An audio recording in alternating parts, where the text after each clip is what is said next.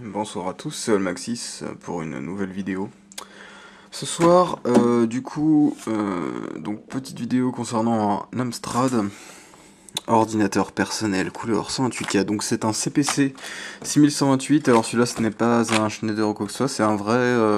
Bon, celui-là, c'est le Amstrad, hein. Voilà, avec son moniteur GT65 qui est le moniteur monochrome. Et donc, ça va être petite. Par réparation, j'appelle pas ça réparation, ce serait plutôt nettoyage moniteur. Donc je vais vous montrer le problème. Donc on va allumer la machine. On va mettre l'Amstrad sur on également. Hop là, vous voyez, marche. Voilà, et donc en fait, nous avons trois petits potentiomètres en dessous l'écran. Lumière, contraste et vertical. Et en fait, si je les touche un tant soit peu, voilà, vous voyez que je touche à peine les contacts et voilà. Donc les potentiomètres sont juste sales. Voilà, donc ce qu'on va faire, c'est on va nettoyer les potentiomètres. Enfin, je vais nettoyer les potentiomètres, puis je vais vous montrer comment on fait pour s'occuper de ça. Voilà. Autrement, la machine semble fonctionner. Il va évidemment falloir que je m'occupe du lecteur de disquette de la courroie, donc je vais également démonter l'Amstrad pour voir ça. J'ai pas de disquette 3 pouces pour tester, malheureusement, faut que j'en achète. Et je vais voir si je peux y connecter un... Normalement, je devrais pouvoir. J'ai pas vérifié les sorties à l'arrière de la machine, mais je devrais pouvoir sur cette machine connecter un lecteur cassette afin d'essayer de faire tourner les premiers programmes que j'ai fait. Parce qu'en fait, les premiers programmes que j'ai fait étaient sur émulateur Amstrad. Les tout premiers programmes que j'ai appris le basique Amstrad. Pourquoi j'ai appris le basique Amstrad? Parce que voilà, j'avais appris un petit peu de l'Amstrad et j'ai vu qu'il y avait un langage. J'ai appris le basique comme ça. Le premier basique que j'ai utilisé, c'est le basique Amstrad, voilà, en 2007. Et j'utilisais un émulateur Amstrad parce qu'en fait j'avais eu un CD avec une revue qui s'appelle Émulé, E-Mulé. Et en fait dans cette revue il présentait les ordi des années 80, il y avait l'Amstrad dedans. Et j'ai joué à pas mal de petits jeux Amstrad avec l'émulateur qui était fourni sur CD, les ROM hein, à l'époque. Posez pas trop de questions, j'ai l'impression qu'on fournissait les ROM. Voilà, et donc du coup mes premiers programmes que j'ai fait étaient en basique, j'ai ajouté un peu de couleur, de l'audio, tout ça, en m'amusant en lisant le bouquin de l'Amstrad que j'avais trouvé en PDF sur le net. Et donc je vais voir si je peux y ajouter printer, extension, disk drive 2. Mais le problème c'est que j'ai pas l'impression que je puisse y mettre un quelconque stéréo, c'est une sortie tape. Ah si, voilà, je peux y connecter. Alors il va falloir que je trouve une fiche DIN, mais je peux y connecter un lecteur, voilà, un lecteur cassette. Bon, faudra juste que je trouve une fiche DIN. Mais donc du coup, on pourra essayer de voir si mes programmes d'émulateur tournent évidemment sur la vraie machine. Bon, la question est oui, mais c'est toujours plus fun de le faire tourner sur le vrai hardware, sachant que j'ai jamais fait tourner mes programmes que j'avais fait à l'époque sur le vrai hardware. Encore faut-il que je remette la main dessus, hein, mais je devrais les avoir gardés techniquement. Voilà. Donc on va commencer par l'écran, c'est le plus gênant pour l'instant, et puis donc je démonte ça et quelques vis et je reviens vers vous. Donc voilà à l'intérieur du moniteur, nous avons un tube fabriqué par Orion. Voilà. Donc Orion qui fabriquait des téléviseurs également à une époque, j'ai l'impression. En tout cas ça ressemble à être le même motif que ça. Alors là la carte est légèrement de travers sur le tube. Donc on voit le tube. Hop, j'essaie d'enlever un maximum de poussière sur ce truc. Voilà. Donc un seul gun à l'électron, évidemment, une seule couleur, c'est un phosphore vert. Donc ça doit être les transistors de ligne, tout ça. Tuc, tuc, tuc. On a la HT qui est là. Pas trop touché ici du coup. Et puis là, je sais pas, on dirait peut-être un régulateur 5 volts ou quelque chose dans le genre qui serait mis là. Je sais pas trop pourquoi, mais enfin bon. Bah si, il y a un du 5 volts qui sort de la machine, donc ça se trouve qu'il y a un régulateur linéaire là-dedans. Voilà, du coup je vais essayer de démonter la carte parce que les potentiomètres qui nous intéressent sont là. Voilà, les trois sont là.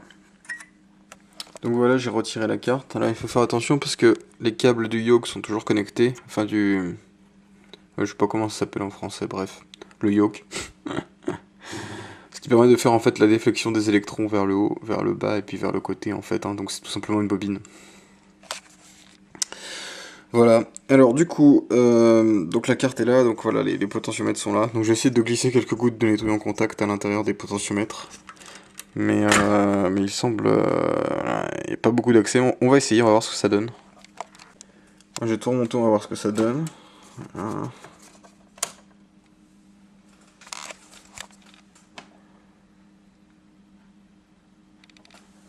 Bon. Alors, contraste. C'est encore touchy, mais c'est mieux quand même. Ah, ça c'est beaucoup mieux. Et ça... Voilà. Voilà, donc... ça va l'empêcher de rouler. Ok.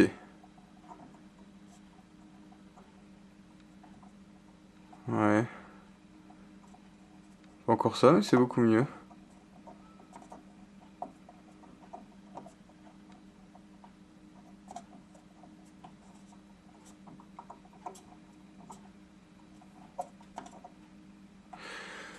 Ok.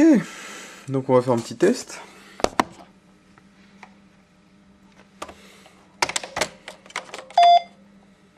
Le volume fonctionne.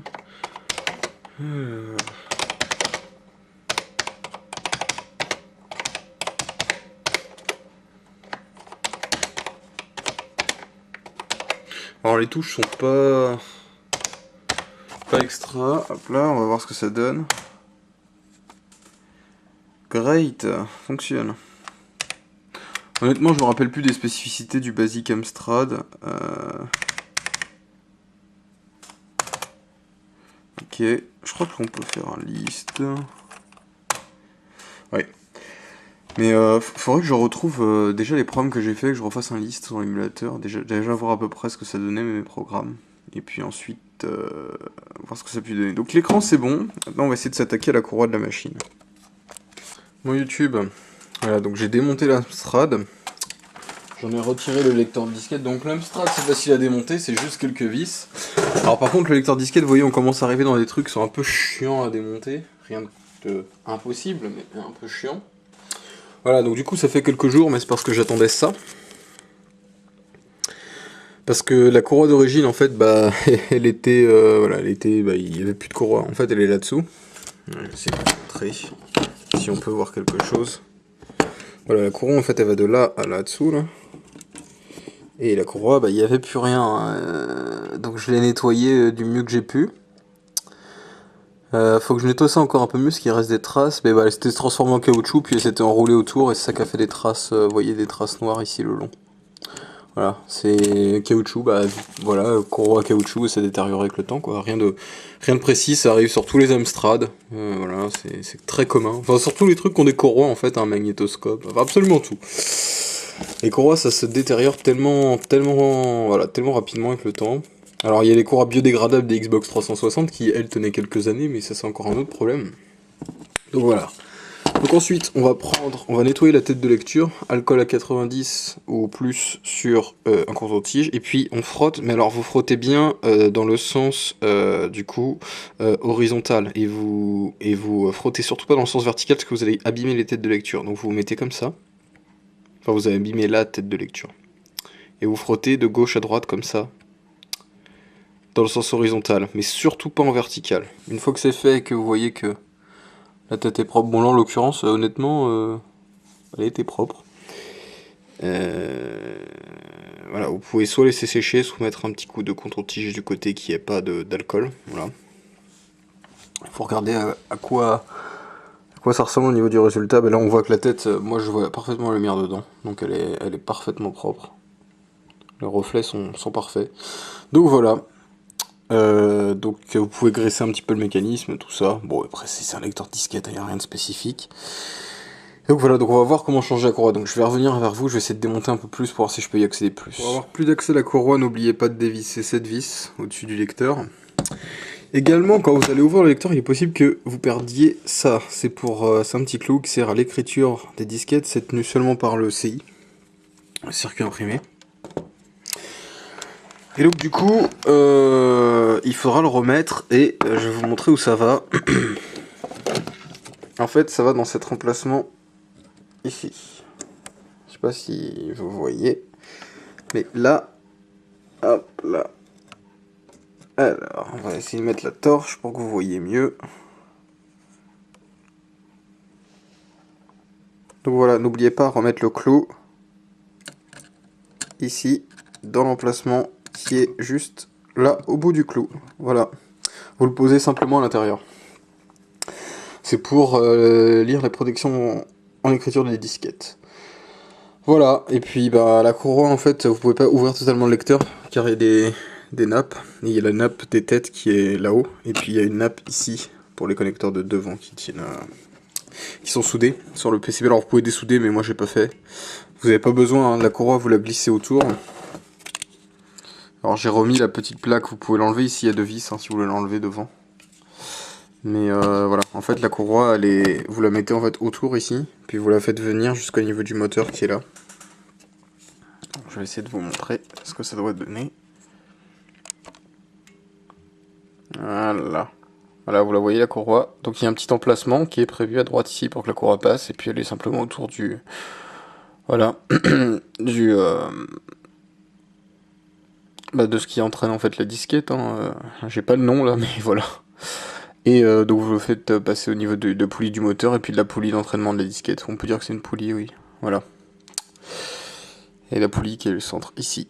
Donc la tête est nettoyée. J'ai graissé quelques trucs. Vous pouvez graisser aussi la vis sans fin qui est là. Et voilà, vous remontez après à rien de spécial. Voilà.